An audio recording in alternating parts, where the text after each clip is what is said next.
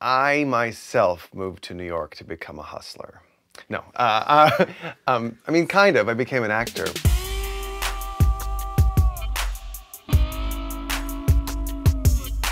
But Joe, having wandered homeless and a stranger for 3 weeks, a long time by the clocks of limbo, was thrilled to see a face that was known to him. His whole being stopped short, accustoming itself to this keen, unexpected pleasure. And it took more than a moment to remember that Ratso Rizzo was an enemy. Joe went straight for the door and entered the place, and then he grabs him, and it becomes this fight. The book is filled with such incredible writing and so much human interaction. Midnight Cowboy is about a guy named Joe Buck who is not a cowboy, but decides he's going to put on the persona of a cowboy and move to New York to become a male hustler. And Joe Buck is a complete outsider who has been plopped into New York City and doesn't know anything about it.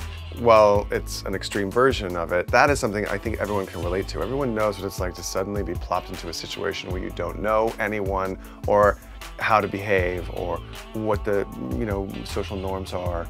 And this is like sort of the nightmare version of what we all go through.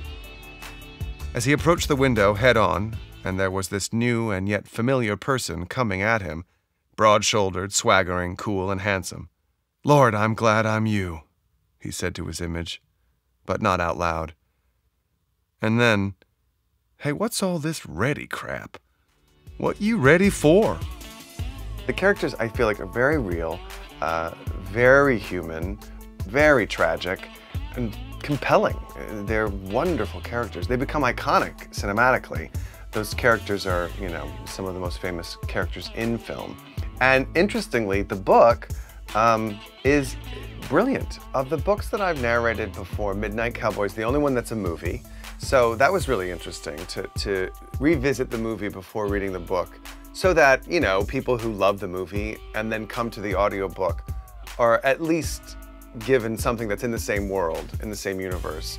But I actually, when I was working on this and reading this and figuring out the different characters, I thought, I wonder if this book could be a one-man show and I could play all the parts.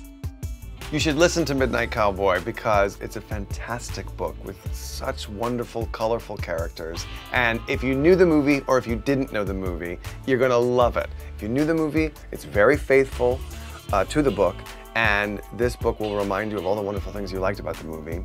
And if you didn't, you're gonna love this book.